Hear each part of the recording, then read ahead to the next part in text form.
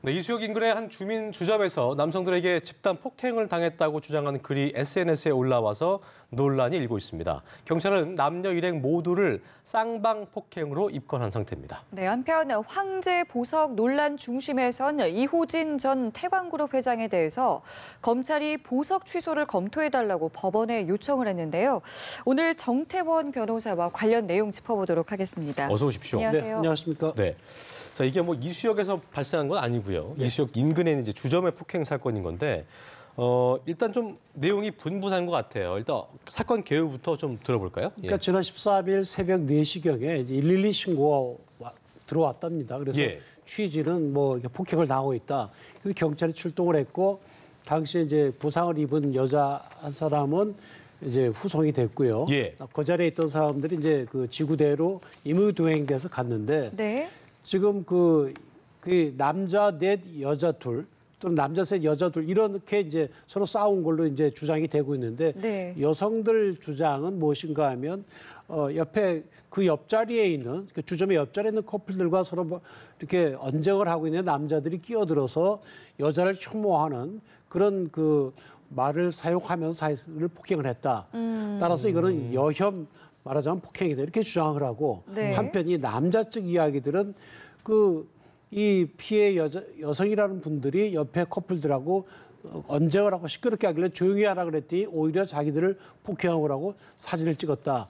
그렇게 서로 이제 주장이 서로 이제 상반된 그런 사건입니다. 그래서 근데 지금 이제 그 피해를 당했다는 여성 측에서 청와대 이건 억울하니까 여혐이니까 처벌해달라 그런 청원이 올라왔고 이 청원에 대해서 약 20만 명 이상이 찬성하는 그런 것이 나왔다고 하는데 지금 경찰은 양쪽을 다 불러서 서로 진술이 상반되기 때문에 조사를 철저히 해서 진실을 밝히려고 하고 있다. 뭐 그런 이야기입니다. 지금 경찰 같은 경우에는 이 남성 3명, 여성 2명을 모두 쌍방 폭행 혐의로 그렇습니다. 입건을 한 상태인 거죠? 양쪽이 폭력을 행사한 건 맞고요. 다만 이제 그런 과정에서 한쪽을 정당 방위를 볼 수 있느냐 하는 그런 문제인데 그게 인정되기 쉽지 않습니다. 왜 그런가 하면 이제 정당 방위란 것은 그냥 우리가 일반적으로 생각할 때 상대방이 나에 대해서 무슨 그 물리적을 행사해서 그러니까 예를 들어 나를 때려서 거기에 맞서서 같이 싸웠다. 그런 경우 정당 방위에서 된다고 사용할 수가 있지만 그렇지는 않고 우리 형법이 얘기하는 정당 방위는 현재의 부당한 침해를 방위하기 위한 행위고 또 그게 상당한 이유가 있고 한 2가지 요건이 더 있어야 됩니다. 그러니까 상대방의 공격을 막기 위한 것인지 아니면 상대방이 때리니까 나도 같이 때린 것인지 그 구체적인 목적이 무엇이고 동기가 무엇인지 또 일반인이 생각해 볼 때 그 정도는 허용이 되지 않겠냐 하는 그런 상당한 이유가 있어야 되기 때문에 쌍방 폭력의 경우에 정당 방해 인정되는 경우는 상당히 좁습니다. 이게 보니까 시시비비가 좀 가려지려면 어떤 증거가 있어야 되는 거 아니에요? 그렇습니다. 이게 진술로만 하면은 다 서로 피해자를 자처할 수 있기 때문에 그래서 목격자도 그렇고 CCTV 같은 조사가 필요할 텐데 그게 좀 그걸 가려질 수 있을까요? 일단 뭐 양쪽이 다 그 상처를 입은 건 맞는 것 같고요. 결국 이제 양쪽이 또 그 과정에서 서로 휴대폰으로 사진을 찍었다는 거거든요.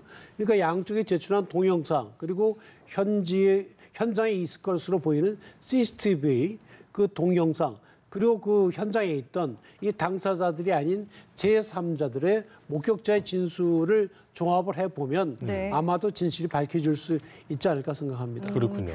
이 쌍방 폭행이라는 게 지금 이게 수가 좀 다르잖아요. 그 3명과 2명이잖아요. 이게 그렇습니다. 쌍방 폭행이 될 때 이게 정당 방위가 되느냐. 그러니까 수적 열세이기 때문에 정당 방위가 허용되지 않겠느냐라는 그러니까 거에 한쪽이 대해서는 강한 쪽이고 말하자면 힘이 한쪽이 약한 쪽일 때 반드시 그 정당 방위가 되는 것은 아니고요. 그런 것은 정당 방위 결정하는 한 요인은 됩니다. 예를 들어서 한쪽이 덩치가 큰 태권도 유단자인데 한쪽은 조그마한 어린아이다. 그리고 지금 같은 경우는 남성과 여성이니까 물론 뭐 여성이 남성보다 셀 수도 있겠지만 남성이 기본적으로 물리적으로 좀 더 뭐 세다고 우리가 이제 생각을 하고 있잖아요. 그러니까 센 쪽에 대해서 약한 쪽이 대항했다 해서 다 그것이 정당 방위가 되는 것은 아니고요. 지금 말씀드린 대로 이 약한 쪽에서 어떤 물리력을 행사했을 경우에도 그것이 어떤 그런 그 방어하기 목적인지 또 그 정도 할 수 있는 것인지 그걸 이제 우리 상식에 비춰봐야 되는 거죠.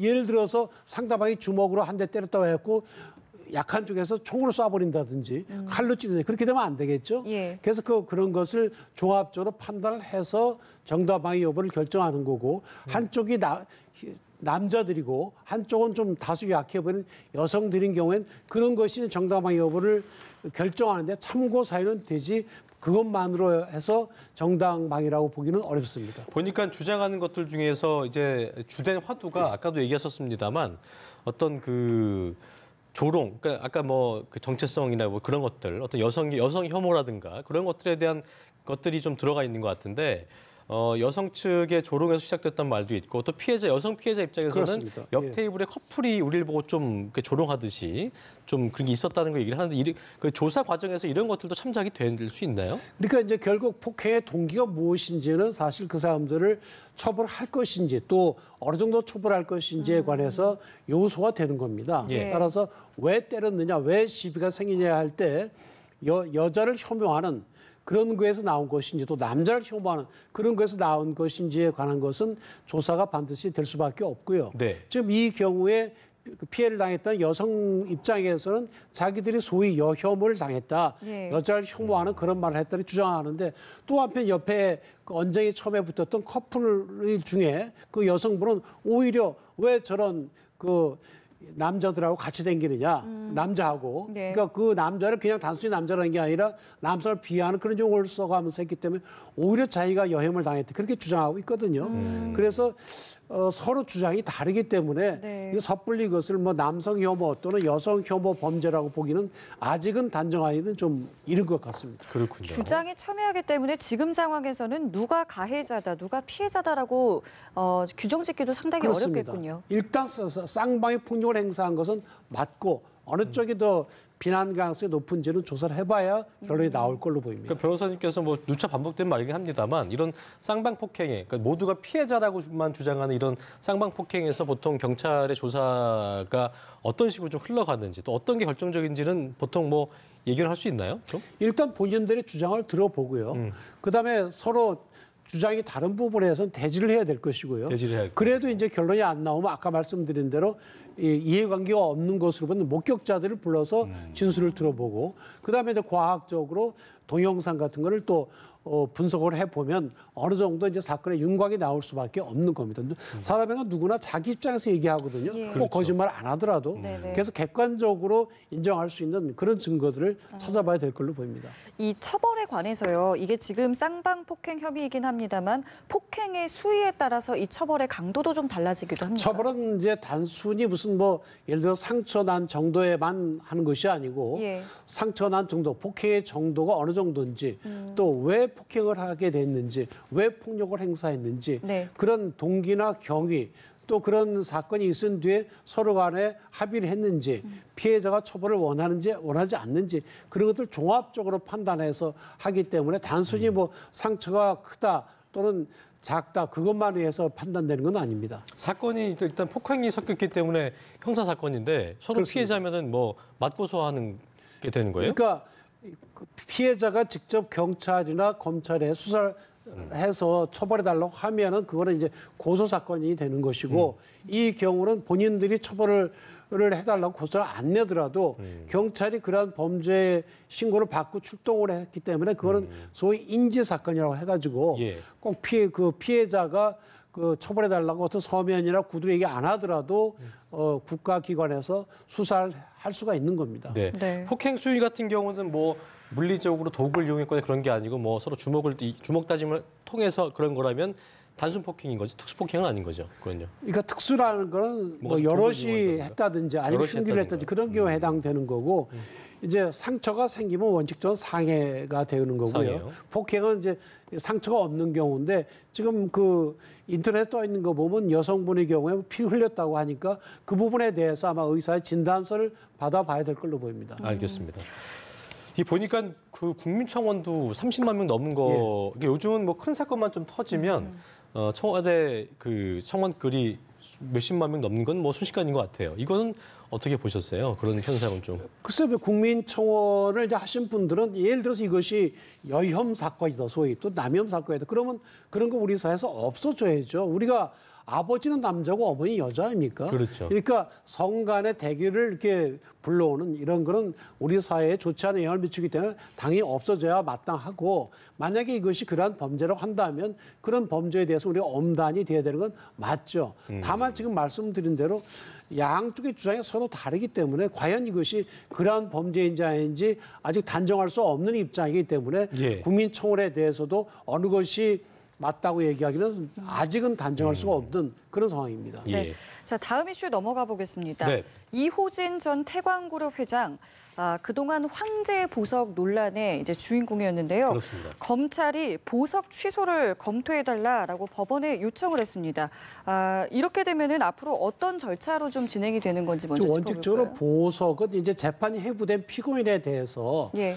뭐 신병이 있거나 그러니까 몸이 매우 아프다든지 아니면 여러 사정 변경이 있어서 굳이 뭐 구속해서 재판할 필요는 없다 하는 경우에 법원이 이제 허가를 해줘서 집에서 왔다 갔다 하면서 이제 재판을 받게 하는 거거든요. 네. 다만 이제 그걸 허가해 줄 때는 법의 조건을 답니다. 보석금도 내라 그러고 그다음에 예를 들어 몸이 아파서 보석 허가 해주는 경우는 예. 병원하고 집에만 다니고 다른 데는 다니지 마라 이렇게 조건을 달거든요. 네. 근데 지금 이호진 그 회장 같은 경우는 구속되고 나서 63일 정도만 구속돼 있다가 구속 집행 정지로 됐고 그 뒤에 보석이 돼서 지금 7년 넘어 지금 보석이 돼 있는 상태에서 지금 재판을 받고 있거든요. 서부지법, 고등법원, 대법원, 다시 고등법원 이렇게 왔다 갔다 하고 있습니다. 네. 근데 지금 지난번 2016년도에도 이제 박모 국회의원이 예. 이 사람이 아픈 것 같지 않다. 취소해야 되지 않냐는 그런 진정서를 낸 바 있고요. 네. 왜냐하면 그 당시에 이제 이 회장에 대해서 보석이 허가된 가장 중요한 것은 간암이다. 그리고 동맥류도 있기 때문에 이거 지금 구치소에 있으면 잘못하면 사람 죽는다. 그래서 허가를 해줬거든요. 네. 그리고 보석 허가할 때 직접 담당 의사가 와서 증언됐습니다.